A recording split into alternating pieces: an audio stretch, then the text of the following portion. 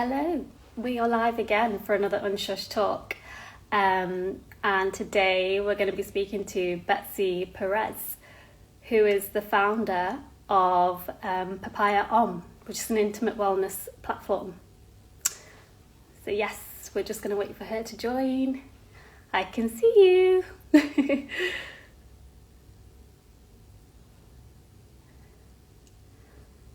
Excellent.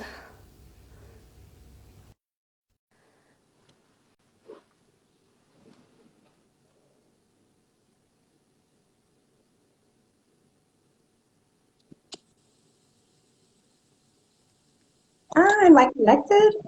I can hear you, but I can't see you. Oh, Oh, I it's can see your phone, I think. hi, beautiful. How are you? Hi! Oh, it's so lovely to see you. How are you It's so doing? lovely to see you too as well. Let me just see if I can clean my screen a bit, situate myself. How are you? Really good, thanks. How are you doing? There's always like a technical thing at the start, Yeah, so. the technical difficulties are a real thing. But yeah, no, thank you so much for obviously jumping online. I'm super excited to talk to you. I've been looking through your platform for the last couple of days. Yeah, just I was actually recommended it from Shani Ra. She says, "Do you know the Princess of Shani Ra?" I think she might have done some writing with you or looked at your writing circles. For real? So she connected me basically and was telling me to come on over to your page. Oh, Johnny. Yeah. Oh my goodness. Shout out to her. So much blessings. She has beautiful poetry Yeah. workshops and stuff. I wish I was in the UK. The world is fucking with our connection, with our, because I want to go to one of her workshops so bad, Well, in person. we did a chat with her actually a couple of weeks ago, and she was talking about, yeah, her poetry is just amazing, isn't it? It's so good. Yes, That's yes. the whole Oh, game. But anyway, I want to hear more about Papaya Om. So tell me the story. What is it? so Papaya Om. First I want to say thank you for having me on. Thank you, Chani, for sharing your experience with me, our experience with each other. And Papaya Om was birthed from my own sexual healing journey that I've been taking for the last 7 to 8 years, very intentionally and very mindfully from my childhood sexual abuse. So that is really what the focus has been for me because I realized that the ways that my family and my guardians um, reacted to my abuse or did not react to my abuse were the very same ways that I was reacting to very similar sexual experiences that I was reliving in my adulthood. Yeah. So being I've practiced Espiritismo and other um, Black diasporic religions that are rooted from Cuba. And I understood energy. I understood root work and what does it mean to get to the root of things. And for me, I understood, and I've always understood since I was a little girl, that Mhm. my sexual abuse um, has shifted the trajectory of my life and the way that I was living in my body. Yeah.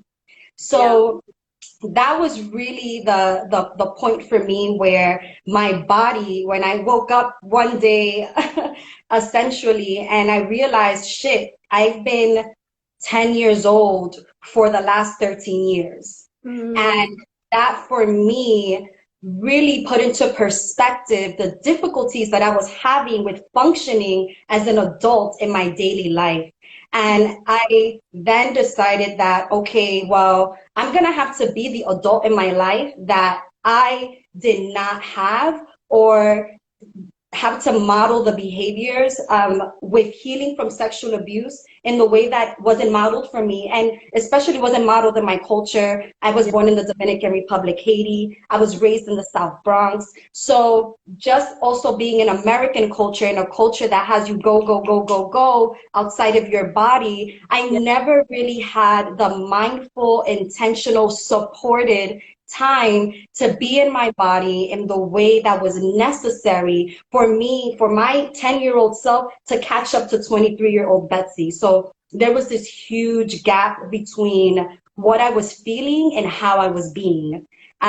So I decided that I wanted to, when I came to a place where I wanted to support and co-create lives with other, especially other Black women, like take a second opportunity and realize, okay, we don't have to stay stuck as 10-year-olds or 8-year-olds or 13-year-olds, that if we become the educated adults, the sexually educated adults in our lives. And when I mean like sexually educated, I mean in a holistic, full spectrum, esoteric way. When we understand that, then we'll be able to really bridge the gap between the spirit of our 10-year-olds that are still kind of living and maybe driving some of our day-to-day to who we are today, and really weaving that and bringing that together so we can all move together.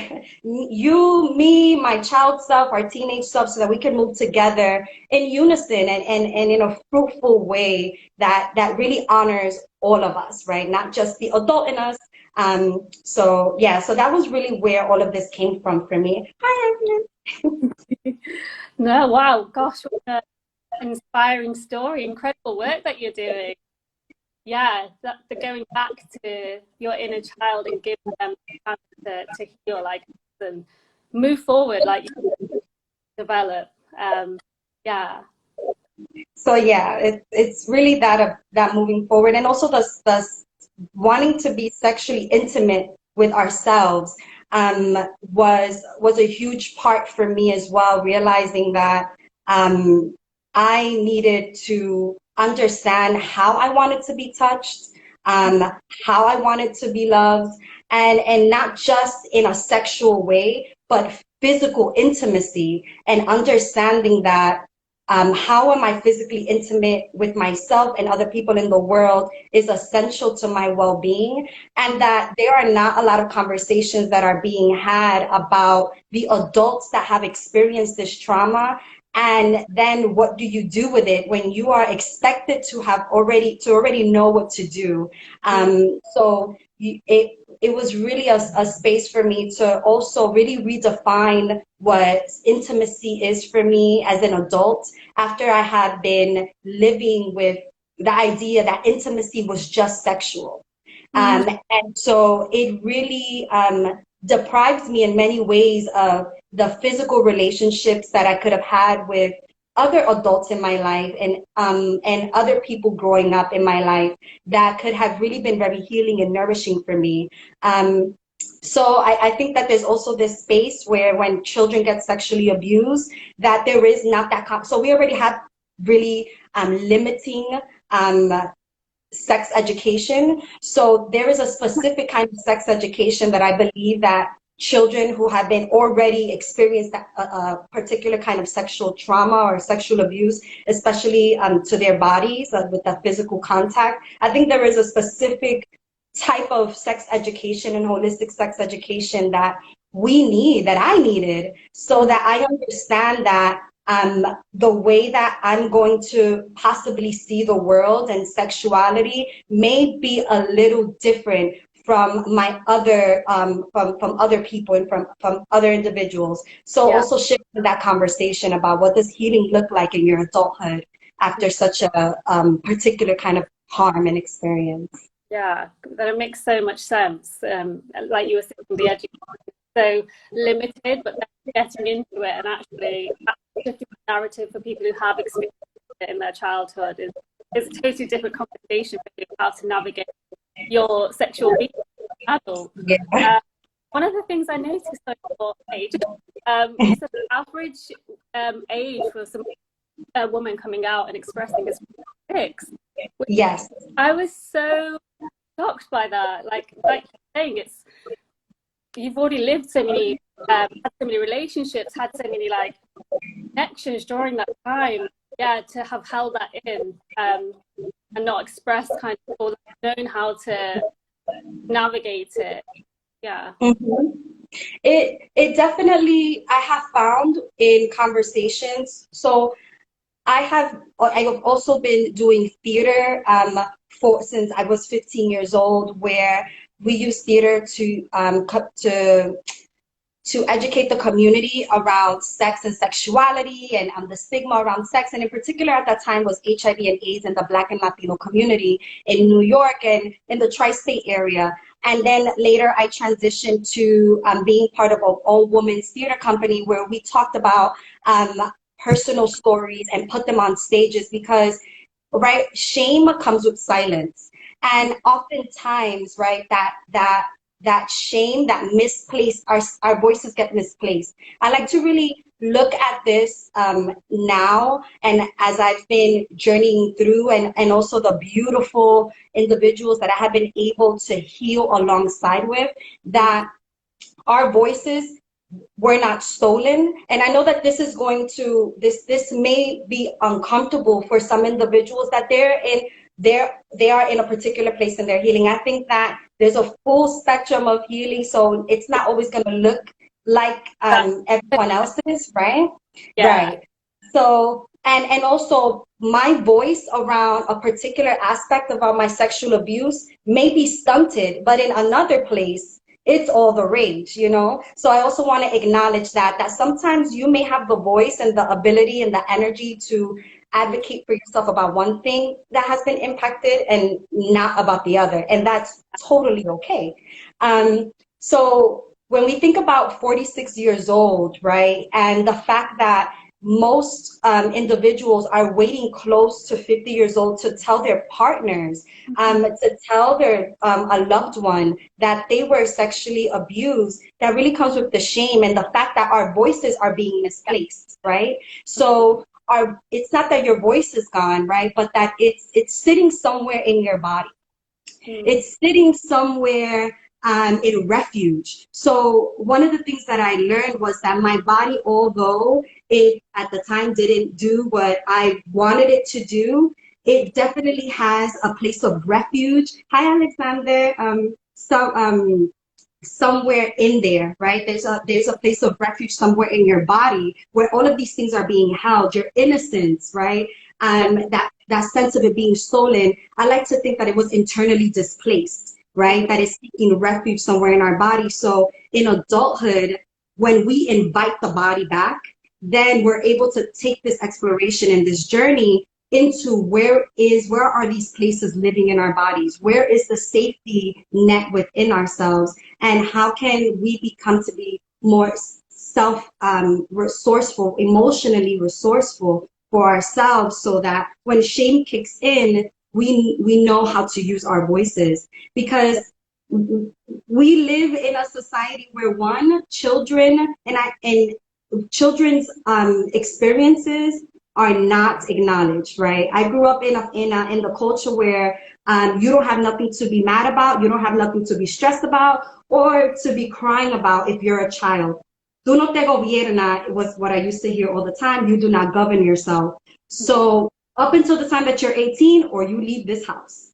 So when you are already, your experience as a human being has been minimized, has been neglected, or even full blown out denied, it can be very difficult when these similar instances continue to take place, and especially when it's sexually.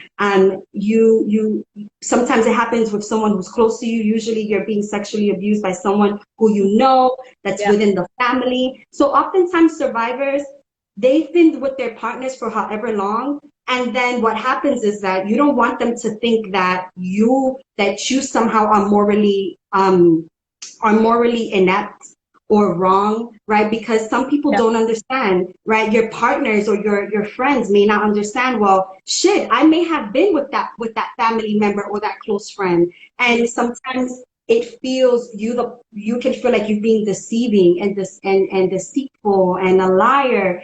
And when we don't have the support around us, or our own kind of like healing process and journey that we're mindfully on, to let us know that we were children, we did not have, our caretakers may not have had the sufficient tools. Hi, Giselle. May not have had the sufficient tools to support us when we were children. Yeah. Then we're able to, as adults, be more compassionate with ourselves, and also be able to invite our partners and whoever else is in our immediate kind of circle into the conversation if we so choose to. But yeah, there's so many things that happen when, you know, self-advocacy is a skill, confidence is a skill, speaking is a skill, you know. So when that muscle is not developed, especially when in response to violation, then I can see very easily how, you know, we stay silent. Especially like you were saying, if somebody when they were younger did say something, and then the family or around them, it was just dismissed. So imagine that person, you know, carrying that shame and thinking that they were wrong to have spoken out. Yes. So, Yes, that is such a great point. but I guess this goes on to the parents not having like the tools that you were saying, and bringing it on to sexual parenting. So this is what you made, which is the method Yes. of sexual parenting. So what is that process? How do you start? So so sexual reparenting is really something that I'm like, well, this is what I'm doing. I don't know exactly what the hell I'm doing. I know that I'm reparenting myself. Yeah, I can very much. This makes so much sense. Right, because I'm not only because I'm the kind of therapies for the most part that I have seen and that I myself have been a part of, that have been more traditional, has been talk therapy. And then the other movement parts and the other movement pieces have really come from my my career as a performer, and understanding that movement is important, and also understanding that storytelling gives you new endings. And when I say new endings, I mean neurologically, it gives you new endings, because a lot of the times the story is kind of stopped to a certain point, and we're just kind of talking about it and ruminating about it and whatnot. And then once we retell that story, once we retell it how it lives in our body, because right now the story is living however we've been telling it to ourselves. Yeah. So that for me, exactly. Yeah. So that for me was huge in okay, well, I'm gonna have to retell this story and whatnot, and like, so what am I really doing? I'm not exactly just kind of doing talk-based therapy, but I'm also, you know, incorporating the somatic work, right, and the erotic touch and the ideas that I've been learning from Tantra, from and also my espiritismo work, my palo work, from all of these different places, my herb work. So sexually reparenting myself. Okay, everyone's up in here, all my people. So sexually reparenting myself really starts with acknowledging that I am no longer physically that child, right? And that I have to forgive myself as the adult today for not being aware of the ways that I could have started my healing earlier. My physical healing or my emotional healing, because sometimes we're doing healing from different places and from different entry points. And I think that when we acknowledge that, you know, maybe I'm doing my healing by you know, talking to my parent a little more. Who knows? You know what I'm saying? But once you realize that, okay, my sexual abuse is impacting the way that I want to sexually live my life, or the way that I sexually envision, or my sexual liberation. Because at the end of the day, right, we're talking about sex as an energy. Sex is our creative energy. And when I understood that me as a performer, as a creator, and understand shit, my performance, my ability to create is also being stunted. Well, where does my sexual energy got violated as a child? So I'm gonna have to go back and really heal that energy. So when we understand that our creative energy to create the lives as adults, right, as loving, compassionate, mindful adults, and granted, we're not always gonna be loving, compassionate, and present. I get it. I'm not always compassionate, loving, and present. Don't get it twisted, y'all. Yeah. But I don't stay in there as much as I used to, So I started with forgiving myself and knowing that I deserve to live a whole life. And when I mean a whole life, I mean a life that that honors the life that I also have lived and that I have already lived. Because we sometimes want to cut it off. It's like, nope, I'm good. It's there. Like, it already happened. And I think that reparenting ourselves, and especially sexually reparenting ourselves, we can't just go without the self-forgiveness as clutch, okay? That we can't just kind of just chop it off at the root, because then that's exactly what we have been doing this whole time, when we haven't really been mindfully and intentionally healing. So I start with forgiveness, right? With humanizing your inner child, understanding how trauma impacts your body, and that your body is doing exactly what it's supposed to, right? On a physical level. And now we have to bridge that gap. We have to understand that, okay, this is how my parent, this is how my mom or my dad or my caregiver dealt with my abuse, right? How am I still replicating that, And how do I actually want to treat myself? How do I want to treat my abuse? And sometimes working backwards, how do you envision treating yourself or loving on yourself or being compassionate with yourself if you get triggered or some sort, what's up, Muhammad? How do you do that, right? So we want to humanize our inner child first and understand how they show up, how they manifest themselves first, right? Because when we start to weave and to unify that part of our bodies and that part of ourselves, then we can really move into that sexual liberation part and that part of really recognize, like touching our bodies and things of that nature, because we have to understand what is our trauma response, what is our stress response. Hi, puppy. That's important, because when we start moving into sensually expressing ourselves, then we're going to have to understand that our emotions are the energetic manifestation of our inner children. That's my particular, that's how I've seen it for myself, those emotions, that full spectrum of emotion, that's your inner child that has not been disconnected from that.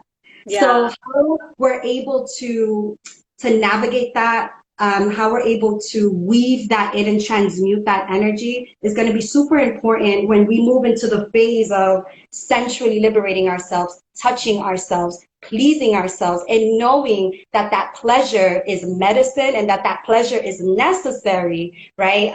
That's that sexually educated adult that we need. So we start by becoming sexually educated, understanding how trauma and sexual trauma impacts the body. And working on that physical and metaphysical level, like you were saying. I was also saw on your page talking about like that ancestral like link connection as well. So it is like that going back to the root and the deep, really, rather than just skimming over and thinking get straight to the pleasure part until you do that.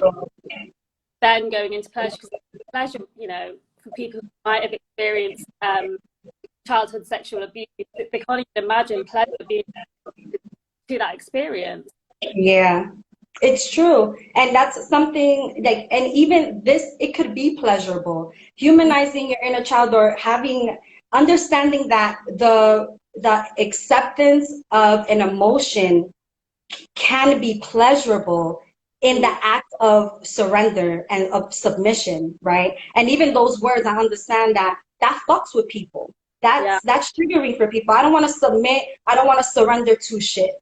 You know what I'm saying? Maybe and embracing can be even a better word. You know what I'm saying? Because a lot of the times we're bracing for impact instead of embracing a moment, you know? So that could be, that within itself can be daunting. So also understanding that being with our emotions can be pleasurable if we understand that our bodies are built for pleasure. So being in our body inherently at its essence, whatever we feel after that, you know, granted, that's the variables. Those are the variables. Because the fact is that we're built for pleasure, and that and we're built for experiencing and for sensual, you know, for experiencing in a very deep sensual way. And I know that there's emotions that we don't want to feel in relation to our histories, right? And that's really because no one really modeled how to move through that wave of emotion and flow through it, right? Like that it's a flow of energy. And if we understand that it's stuck, right? And we know that that's painful. If you already know that it's painful to hold the shit in, then you know that on the other side is pleasure. You know, you just have to understand how to curate that, you know, and cure with CURE in bold letters. Through dancing, through raging out. You know how many times I cursed a motherfucker out and they weren't even there? And that within itself, just acknowledging that, you know, this person violated me. And even though I can't tell them, I know that it's imperative that I express it out of my body. And that shit feels good. It feels good. I'm just like, oh, that sounds like something. I do a lot of like, I like dancing is really good to connect with the body. I'm just like, love it. But you do that after you fucking, after you curse whoever out, then you dance, right? Because then we are able to, we have so much capacity as human beings, right? To hold in a plethora of pleasure, of emotions, of pain, of rage, of all of these things. So once you rage out, then you dance out and you feel good, and because you know, rage is and being angry, we're not really encouraged to be angry, to be enraged. And a lot of us are fucking mad and we're enraged and we're taking it out on ourselves. You know what I mean? So I think that being able to honor your rage, that's also one of those things, right? Honor your anger and that you're mad and that you're enraged. And then once you find a way, whether it is that you want to punch a pillow, whether you want to rip out pages out of a textbook, whether you just kind of want to stomp it out to some drums, or you want to curse somebody the fuck out, or write it out. You know what I'm saying? I call it a fuck boys fire ritual. Write whatever you need to write it out and then burn it in the fire, mama. Por ahí se va. It goes like that, you know? Understanding that there is pleasure in feeling your rage. Like, fuck that. Like, let it out. You know, I'll be the first one to tell you, let that shit out. Don't hurt nobody. So many emotions involved, like you say. And I know that you talk about like the invisible impacts. So, you know, these emotions are included in that. Not just, even though you're silent, you can do things inside. So again, it's like finding ways to resonate with that and express it. Yeah. And I love that you said dance because, right, we are communicating. It's funny, right? We communicate less than 10% with our mouths. We're mostly communicating with our bodies, right? So oftentimes, right, that's why it's so beautiful to invite our bodies into our healing experience, and understanding that sexual abuse and sexual trauma is a physical trauma. Trauma is physical. Whatever kind of trauma it is that you experience, whether it was in a car accident or whatever the case may be, it's trauma and it's physical. And sexual abuse, I think sometimes we forget, and especially in our childhood, that it's a physical trauma. It's a trauma that happens to the brain. It's a trauma that happens to the nervous system. And therefore, because it happened to the brain, because it happened to the nervous system, what happens is that our immune systems get compromised. men and women that have been sexually abused, they frequent the doctor about 20 times more than someone that hasn't experienced that form of sexual trauma, because we're living in constant states of trauma. And when we understand that it's invisible, because it's woven into the fabric of who you are. So you think that you're always stressed. You think that you're always jumpy. You think that you always have headaches, or that your digestion is just always going to be fucked up.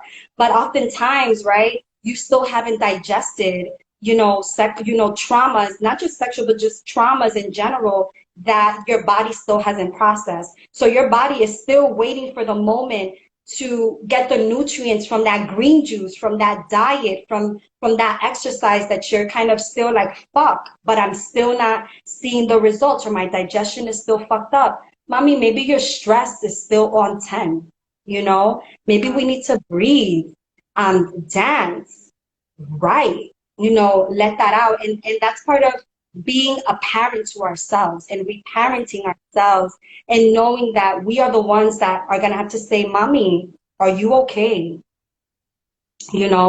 And doing that mirror work. Someone might not have asked you that before. So if you're just looking in the mirror and asking, Yeah. they're like, just giving yourself a hug. Yeah, no, for real. I'm always just like, oh, this is nice. For sure. It's true. That mirror work is real. Yeah, no, definitely with the mirror work. So then I guess, okay, so if you have like started to connect with your emotions, you're like working through that, we can then get on to the connecting with the body. And I know you work around this with the vulva around you. Yes, yeah. Yeah. So what? Tell me a bit more about reconnecting to the body and having the body as part of the healing process and understanding that. Of course. So oftentimes I really, I like to ask, individuals, when's the last time that you touched your breast, that you touched your vulva, that you touched your penis, that you touched your ass, just because, right? Not because you were wiping it, not because, you had your period, not because you were taking a shower, not because you were with a partner, or maybe you were ready to masturbate yourself. Who knows? But just to acknowledge your body and that you're in a body. You see, a lot of the times we say, I had an itch. Most of the times, we, for example, getting a full body massage, right? That's a misnomer, because they're not really massaging your labia majora, your minora, right? Maybe the insides of the walls of your vagina, of your breast, right? All of the lymphatic, all of the lymph nodes that are around your breast, and that, on that drainage, your ass, right? Like being able to massage and release the tension around the buttocks, because the buttocks are what charges forward into life. Like we're, with our hips and all of the, all of the muscles, the psoas muscles, all the muscles that are within like our pelvic area. So for me, one of the things that I encourage is touch your whole body, right? Even and incorporating it in places that you already are, right? If you're taking a shower, right? If you're like lotioning after you take a shower at night or before, or even when you dry yourself after you take a shower, if you dry yourself, some people don't, sometimes I don't, so in those moments, just touch your breasts and like 1 or 2 seconds, right? What feels comfortable for you. Right. And I acknowledge my loving breasts, or my nourishing breasts, or I acknowledge you right now. Right. Doing that to your cupping, grounding your pussy. Right. This is your pussy, your vulva, grounding it, your penis, grounding it. Right. For a couple of seconds. Right. Nothing too long, because it can be triggering, right? So I want you to be just at a growing edge, but not off the fucking cliff, not off the cliff. Don't jump off the cliff, because then that also isn't healthy, right? And I've been there where I wanted to push myself to a limit that I knew was not appropriate for me, right? You have to listen to the body and like work with it, right? And this is a way of listening to it, of listening to it like, okay, this is enough. Yeah. And take Next.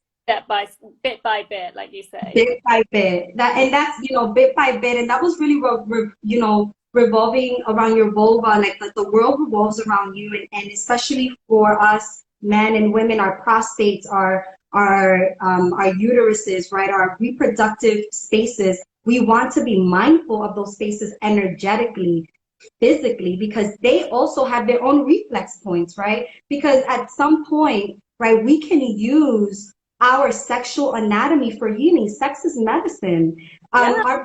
Our vaginas, our vaginal canal, our vulvas, they have reflex points that if we know how to touch them in a way that it's loving, mindful, intentional, devotional, right, that we can support our healing in a pleasurable way, and pleasurable in the way that we colloquially, right, globally, like pleasure is associated with sex or whatever the case may be. So in that way, in a literal sexual way, and we can invite our partners, right, to, baby, can you just kind of softly nibble me here? Can you put your finger not so deep in my vagina? Can you just keep it right there at the kidneys, right? Because I'm filtering through some things, right? And our kidneys help us filter emotions. You know what I'm saying? So when we understand that our body is a blueprint, and it's a blueprint of itself upon itself, very Merkaba-like, right? If we understand kind of like sacred geometry and things like that,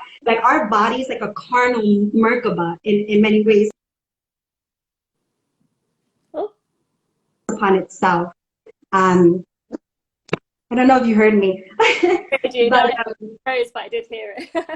So definitely like being able to invite our whole bodies every day so that we can go from a grounded place, right? So that our bodies knows that I don't only get touched when something sexual is happening, that I get touched just because it's 3 in the afternoon, and setting a little alarm for ourselves, even like, hey, have you touched your pussy today?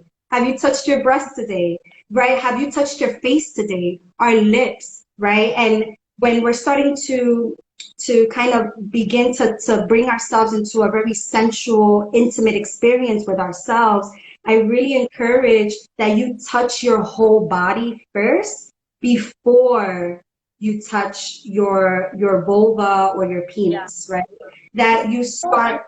Still feel pleasure, like you say, in other parts, rather than going straight to the zone.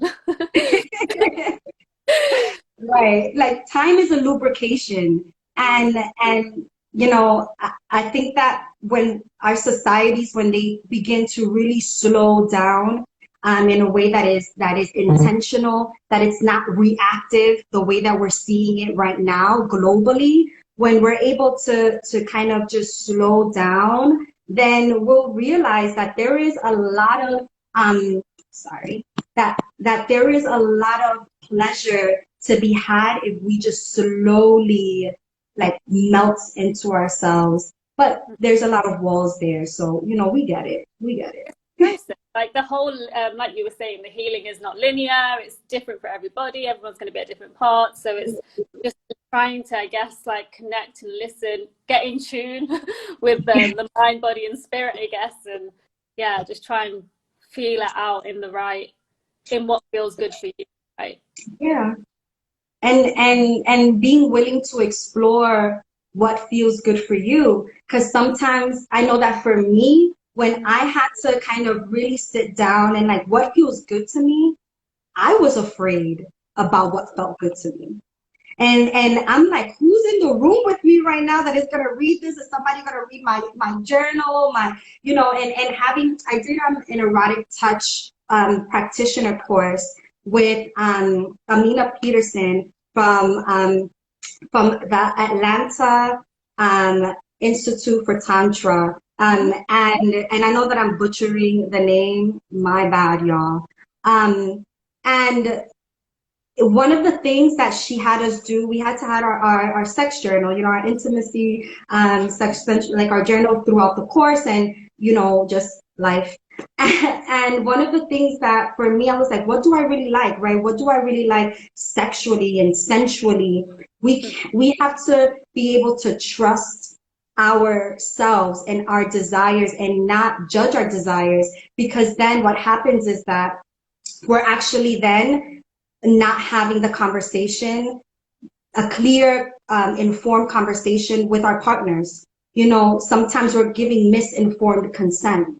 And when we are not informed ourselves about what we want to say yes to, what we're like, nah, and also maybe what we're willing to do. There's some things that I'm willing to do if we're in the right place in the right time and whatnot. So being able to understand ourselves and like that fluidity and in that spectrum is really important. But we also have to create the space for ourselves in our own writing, in our own sacred space, so that we can feel safe enough to even dive back into our bodies in that way as well. So yeah, like being honest about what you like, it's okay. You know, it's okay to be honest about what you like, even if it seems like it can even go against what you yourself experience as a survivor of abuse. And I guess that feeling of fear might go back to even the shame attached to what you experienced through your abuse. So that shame is kind of where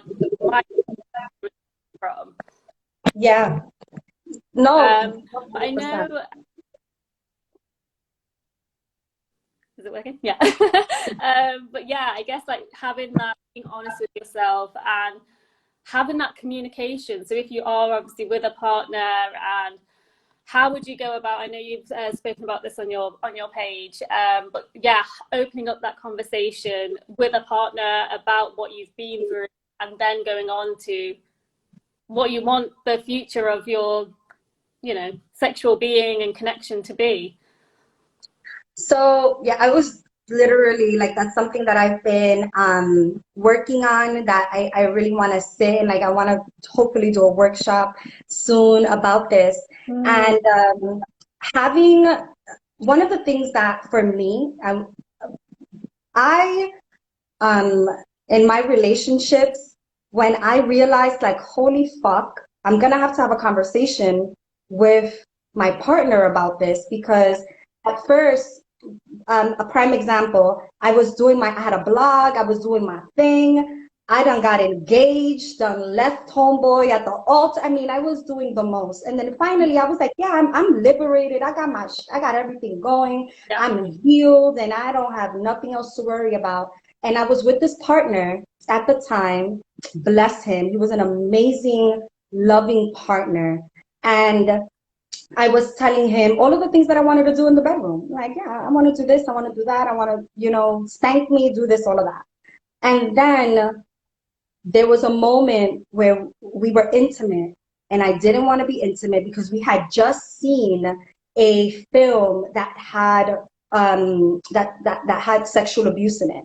And I just yeah. And I didn't realize, like in the moment, it wasn't until years later that I realized, of course you weren't gonna want to have sex, girl. Yeah. Like, yeah, I just finished watching Beast of No Nation, for God's sakes. You know what I'm saying? So understanding that. So then in the moment, I didn't say anything. I froze throughout the whole experience. And I was so angry with myself. I was angry with him, because how didn't he know? How couldn't couldn't he tell? And it was huge for me. And it was a huge moment of realization that, oh, this really stems and goes deeper than I thought, because I was actually not as intimate in my relationships as I thought that I was, right? Yeah. So when I feel that deeper down, it's like, you know, you had this like sexual liberation on the front, but I guess unless you really go down to it, then yeah, there's layers to this, right? And I'm like, oh, okay. I want to have this conversation, and I consulted with, you know, my friends in my life that were close to me and knew what was, you know, my journey, what was going on. on a more personal level. And I spoke to him, right? And he was like, what? First of all, I thought you healed from this. I don't know what you're talking about. I'm so I was like, oh, okay. So obviously I don't know, right? Because I couldn't really explain to him to some degree what was happening because I didn't understand. It took me aback. So one of the things that I encourage is understand, right, reflect and be grounded to some degree on what was the moment. Can you remember the moment? Sometimes you may not, but what are some things that are impacting the way that you are sexually intimate, how you're intimately showing up with your sexual partner, right, and your sexual relationship? Because chances are that the ways that you may be showing up in your sexual relationship, you may be showing up in other areas of your relationship that you may not be aware of, or your life. You know, we're talking about sex energy. We're talking about creative energy at the end of the day. You know, connected, isn't it? Yeah, right. So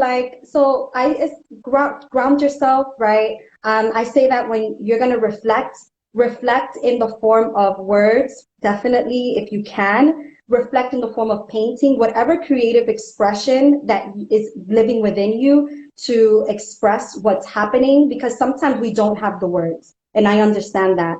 So the way that you are going to now tap into your inner child is to what ways does it feel to me right now that I can express what's happening in my relationship right now.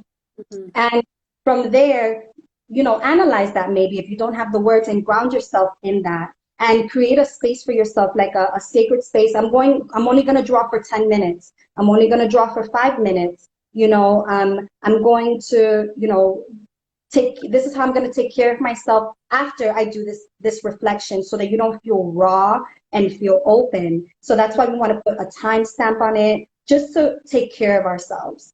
Yeah. And then you also want to, you know, have someone, your partner cannot be your only source of support when you're healing from this. I cannot stress that enough. Your partner or your partners, if you're in a poly situation or whatever, or your future partners, or your friends, they cannot be a source of the only source of your healing. So I also encourage, you know, 2 to 3 people in your life, or any support forums or groups that you may be a part of that can support you in the way that you need, right? So that they know, okay, I'm thinking about having this conversation with my partner. Can you support me, and can I talk to you for a couple of minutes, for a couple of whatever? So I think having support about, you know, when you're about to have this conversation is also important.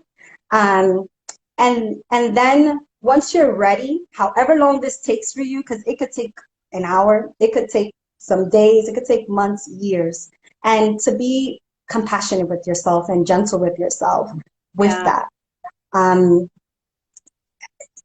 So when you decide to have that conversation with your partner, I encourage that, one, you have your self-care support in place before and after. How are you grounding yourself before this conversation?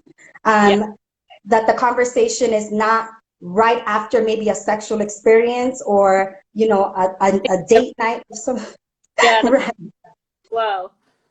So let it be at a time where it feels neutral for the both of you, away from the bedroom, and that you let your partner know what you need, you know, and understand that your partner may need support as well, and that could be a conversation that you may have after. But keeping that in mind, like, you know, baby, I know that you may need support, or so and so, I know that you may need support, and being acknowledging of that, and prepared for your partner may not be supportive.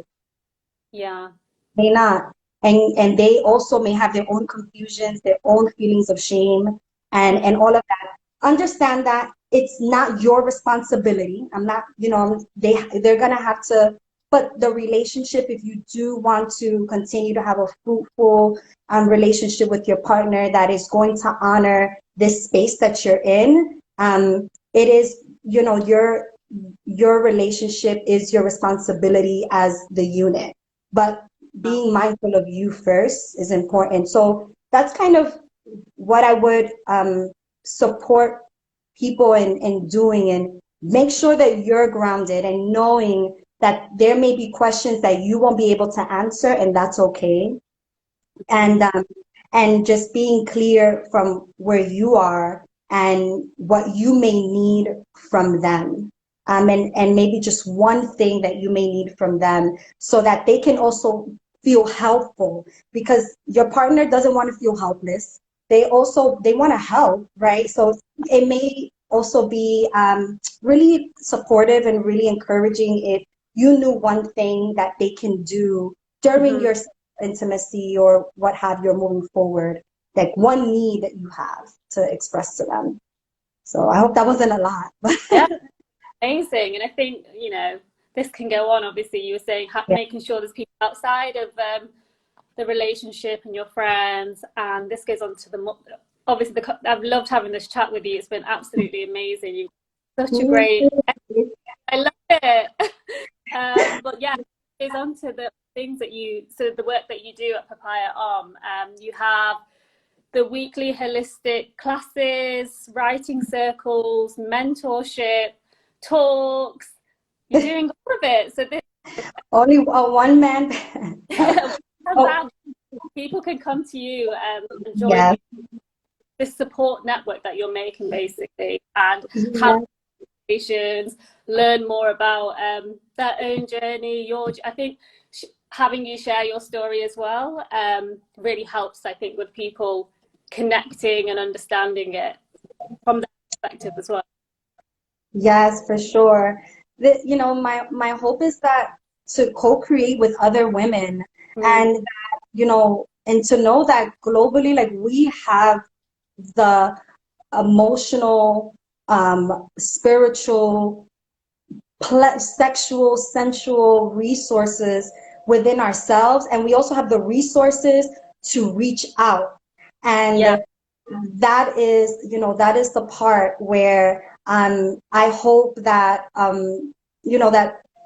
that women know that we don't have to look at this from a place of being barren and robbed.